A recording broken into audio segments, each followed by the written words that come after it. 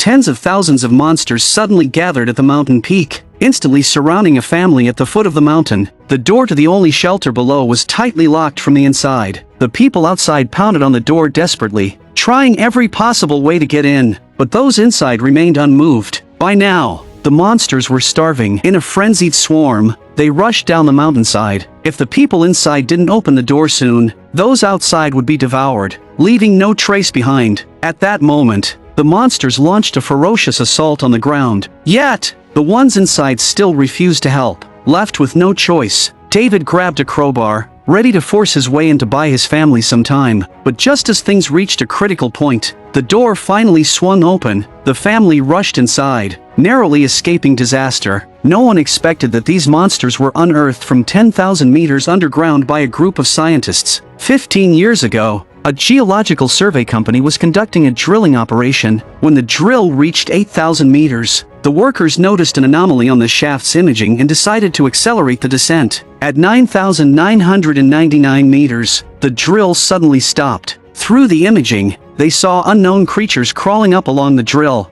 Upon zooming in, the workers realized they had never seen anything like it before. Had they drilled too deep and accidentally opened the gates of hell?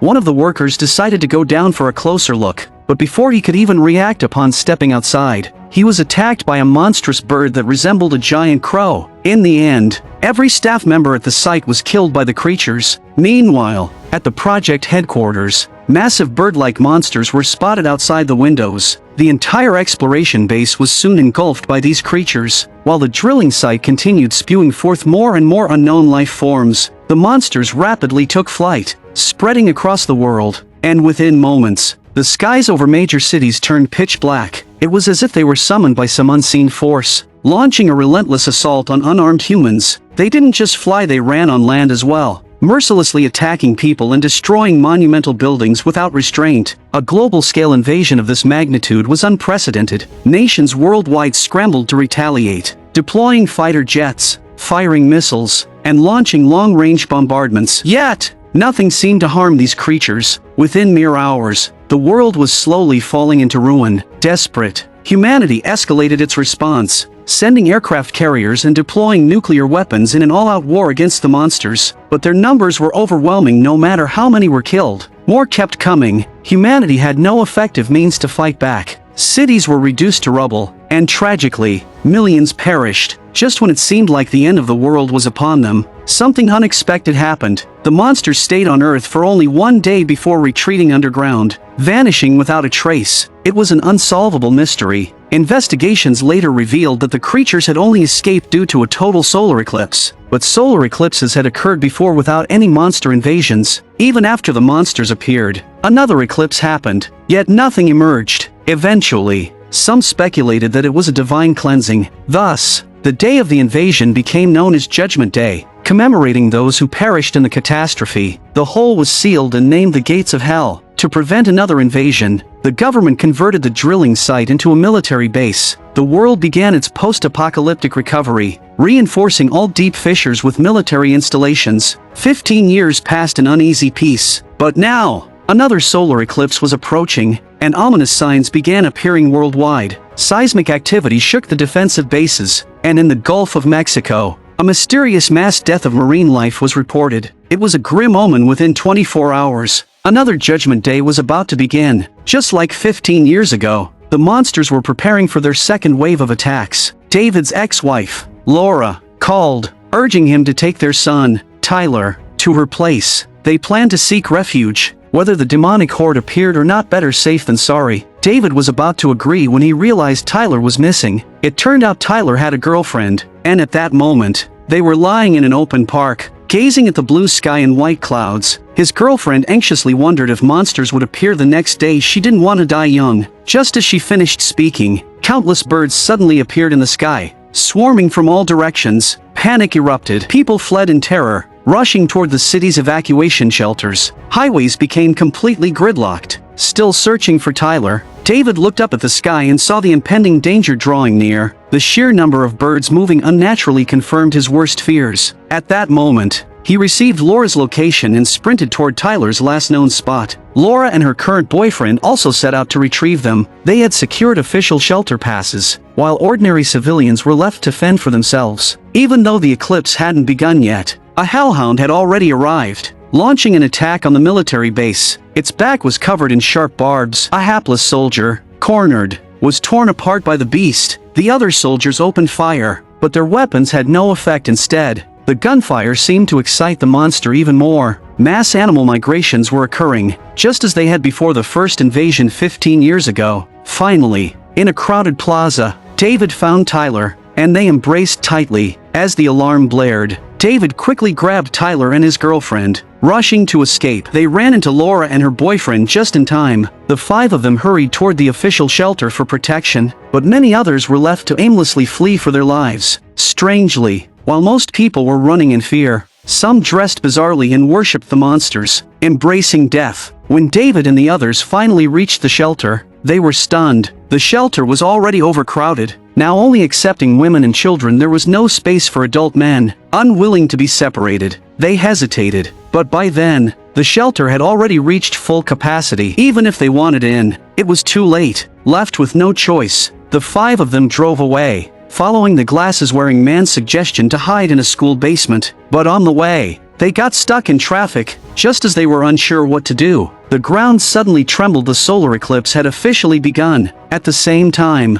the demonic army underground surged out with even greater ferocity. Tens of thousands of monstrous birds and reptilian quadrupeds erupted from the depths, creating a terrifying scene unlike anything before. The eclipse instantly darkened the sun. Going to the school was no longer an option. David decided to take everyone out of the city to his Uncle Ted's private bunker. David insisted on driving since he knew the route well, but Laura's boyfriend refused after all. It was his car. As they argued, a massive bird monster swooped down from the sky, snatching Laura's boyfriend away. The monsters had begun their attack on humanity. More and more people were being dragged into the air, toyed with like helpless prey. Horrified, David slammed the gas pedal, escaping with Laura, Tyler, and his girlfriend, Maddie. With highways completely jammed, they had no choice but to drive along the riverbank. However, a bird monster suddenly halted its pursuit, as if something ahead was waiting to intercept them. The city had become a living hell. No one knew where these creatures came from or why they had invaded, ruthlessly destroying everything in their path. Some believed this was divine punishment. After driving for a while, the car's fuel was running low. Then,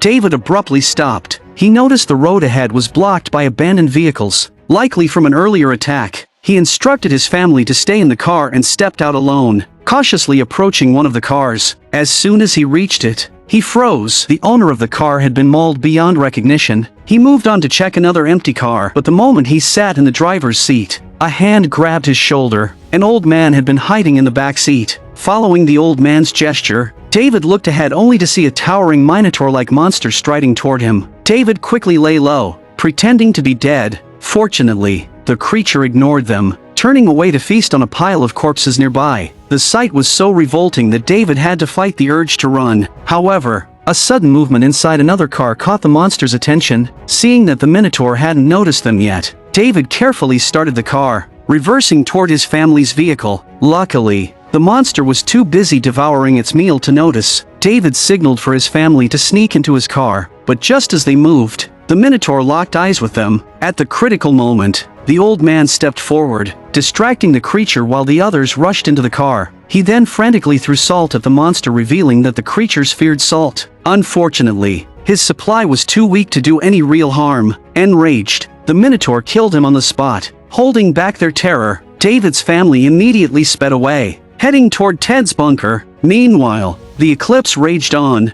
and an endless tide of monsters surged from the depths, swarming into the city for a full-scale massacre. Panic spread once more. After a long, tense drive, David and his family finally reached the safe house deep in the mountains. Ted had built this place as a defense stronghold, and it was their last hope for survival. However, after knocking for a long time, no one answered. David found it odd, unaware that Ted was being held at gunpoint inside. Meanwhile, their presence had already drawn swarms of crawling monsters, closing in on them from all directions. Just as they were about to be overwhelmed, Ted finally opened the door. David and the others rushed inside, narrowly escaping death. Relieved, they embraced Ted, thanking him Ted's usually quiet home now had an unexpected guest besides him and his wife. A soldier had taken refuge there. David noticed the man's grim expression and the gun at his side. Something about him felt off. His instincts went on high alert. In times of disaster, the most dangerous enemy was often human nature itself. Breaking the tense silence, Ted suggested they have dinner and take a moment to rest. Through the security monitors, David saw the monsters clawing at the door, trying to break in. As they nervously ate, the soldier suddenly spoke, saying strange things. He claimed the monsters were divine creations sent to test humanity, to challenge their souls and courage. He revealed that he had been at the drilling site 15 years ago on the first Judgment Day. Out of 157 colleagues, he was the only one who survived because he had fallen into a pool filled with salt. As he went on with his story, Ted subtly pointed to the knife on the table, signaling David with his eyes. David understood Garrett wasn't to be trusted. Discreetly, he pocketed a fruit knife, making sure not to be noticed. Garrett continued, saying that Judgment Day was a gift from God to the demons, and until the eclipse ended, no one would be safe. After dinner, Garrett suggested that everyone should rest while he took the first watch, but having a stranger with a gun in their home made everyone uneasy. Ted insisted that it was still early and suggested they all chat for a while instead. Laura, unaware of the tension,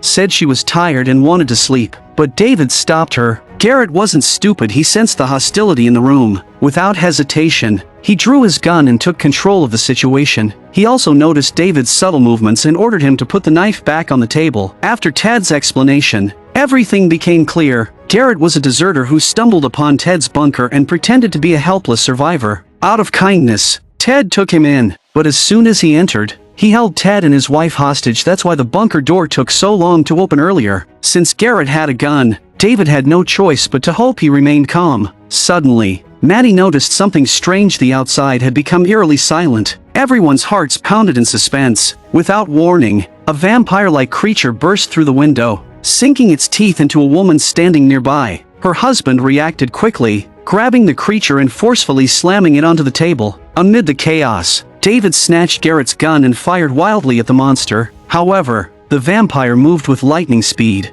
zigzagging along the walls, making it nearly impossible for David to land a hit. As it scurried across the floor, getting dangerously close to David, a woman acted fast, swinging a knife and slicing the creature in half. With the immediate threat gone, Garrett became their prisoner. David forced him to bow his head and apologized to calm everyone's nerves, but the injured woman's wounds were severe. She needed urgent medical attention. David checked the situation outside. Countless monsters had already surrounded the bunker, and among them was a minotaur-like beast. With each powerful ram, the door wouldn't hold much longer. It was only a matter of time before it broke down. They still had 8 hours until the eclipse ended. They couldn't hold out that long, but neither could they sit and wait for death. At this critical moment, Garrett proposed a bold idea. They should head to the gates of hell. The military base there had a medical station that could treat the woman, along with secure shelters that might provide safety from the demons during the eclipse. Sometimes, the most dangerous place might actually be the safest. With no other choice, they decided to move immediately. They modified their firearms by coating the bullets in salt water, then geared up for the escape.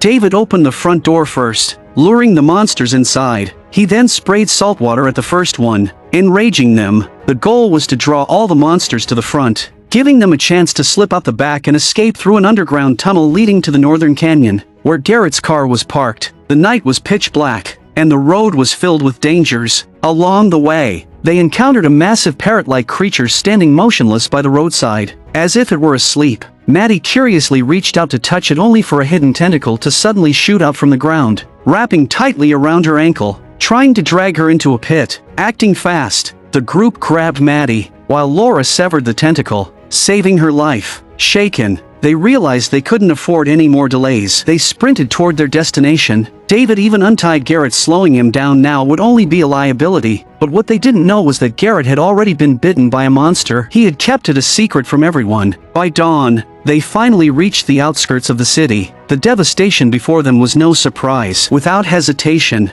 they pressed on. Before long, they spotted Garrett's car on the road, but the monsters were fast. Just as they got inside, thousands of creatures swarmed toward them. As they prepared to flee, the injured woman suddenly felt something wrong with her body. Seizing her husband's gun, she jumped out of the car, attempting to take her own life. Her pupils had changed. She was infected. Seeing that she still had some control over herself, Her husband quickly wrestled the gun away from her, but she knew it was only a matter of time before she transformed. Ignoring her husband's desperate pleas, she refused to endanger them and chose to face the monsters alone. Ahead, a ravenous creature was feasting on human remains. Feeling her last shreds of humanity slipping away, she turned and walked toward the monsters, buying the group time to escape. Within seconds, the swarm of creatures engulfed her completely. Ted watched in agony as his wife was devoured, his grief overwhelming. There was no time to mourn. David stepped on the gas, speeding away as the monsters chased after them. Hordes of four-legged beasts poured into the human world, and soon, David and his group reached the military defense base. But to their surprise,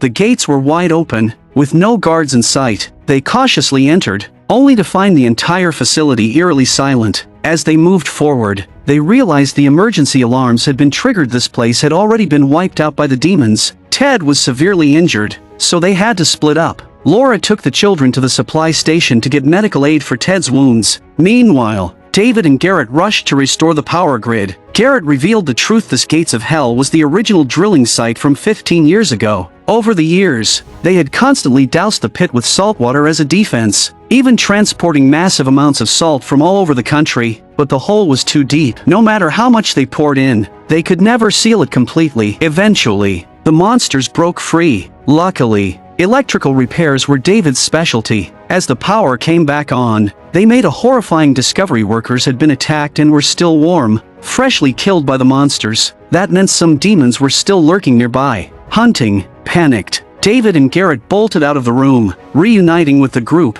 Garrett led them toward the underground storage room, claiming its reinforced doors would offer protection. But before they could get there, a lurking monster spotted them and lunged. David fired his gun, but the normal bullets had no effect. Without hesitation, Garrett switched to saltwater rounds and opened fire. Saltwater proved to be the monster's greatest weakness. Just a few shots turned the creature into a pile of mush. Suddenly, furious roars echoed from below. It was the other monsters. They had heard the commotion and were now climbing up the pipes. Seeing more creatures approaching, Garrett panicked. Without a second thought, he abandoned the group, locked himself inside the storage room, and left everyone else to fend for themselves. David clenched his teeth in anger but had no choice but to find another way out with his family. Besides, Garrett was already infected. It was better for him to stay behind rather than risk harming anyone else. David and the others hid inside a sealed chamber, but being observant, David noticed saltwater leaking from the pipes. This meant the saltwater injection system was blocked, which caused the desalination system at the drilling site to shut down. Likely the reason for this whole disaster. The only solution was to manually restart the system and restore the saltwater flow. David decided to go alone to the control room to open the saltwater valves. Before leaving, he entrusted his family's safety to Ted and crawled into the ventilation ducts. But no sooner had David left than the monsters broke through the iron doors. As David crawled through the vents, he saw creatures below viciously tearing apart their prey. Following the ducts, he reached the control room only to find more monsters feasting inside. Carefully, he twisted open the desalination system, allowing saltwater to flood back into the return pipes. Just as he was about to leave in triumph, a monster, still devouring its meal, suddenly noticed him and lunged, grabbing his ankle inside the vent. Luckily, Ted had given him a can of salt. In a panic, David dumped it all onto the creature, instantly reducing it to ashes. Excited to reunite with his family, David rushed back only to find the room empty. That's when he realized they were in danger. Unfortunately, his family had been forced into a dead-end alley, completely surrounded by monsters. Desperate, David spotted the intercom system on the wall. He quickly used it to instruct his family on how to fight the monsters by activating the fire suppression system to release saltwater, which would kill all the creatures inside the base. But the switch was right next to the monsters. To protect his family, Ted grabbed an axe and charged at the beasts, single-handedly holding them back. He managed to slay one monster, but soon, the others overwhelmed him. The creatures tore into the old man, but in his final moment, he used his last ounce of strength to pull the fire alarm switch. In an instant, the emergency sprinklers activated, drenching the base in saltwater. As the brine poured down, every monster disintegrated on contact, turning to dust. Most of the hidden creatures were wiped out, but the saltwater reserves were too low, and soon the system ran dry. Just then, the 24-hour mark passed, and the eclipse began to fade. The remaining monsters, as if summoned back, frantically retreated down the drilling site's abyss. As David and the others prepared to leave, they ran into Garrett, For all his cowardice, he sure was hard to kill. Knowing he was already infected and had no hope of survival, Garrett made one last spiteful move. He shot Tyler, hoping to drag them all down with him, but David arrived just in time, knocking Garrett to the ground. At that moment, a giant centipede-like monster, retreating to the pit, noticed them. Without hesitation, David opened fire. The shots enraged the beast. It lunged forward and swallowed Garrett whole. This gave David and the others just enough time to escape. They sprinted into a supply room, and David, thinking fast, gathered all the remaining saltwater to create a makeshift saltwater bomb. Just as the centipede burst through the door, David hurled the bomb at it, blowing the monster into pieces. The life and death battle left Laura seeing David in a new light. A spark reignited between them. As they walked out of the base, the world had returned to peace. After surviving this ordeal together, David and Laura reconciled and resumed their lives together. The Second Judgment Day had finally ended, but the world lay in ruins, needing another era of reconstruction. A global declaration was made: humanity would never back down from the demons of hell. If they ever returned, humans would fight to the end. Some claimed it was divine punishment, but mankind would never abandon the pursuit of the unknown, not even at the cost of their lives. I'm a movie enthusiast. Please subscribe to my channel, and I'll see you next time.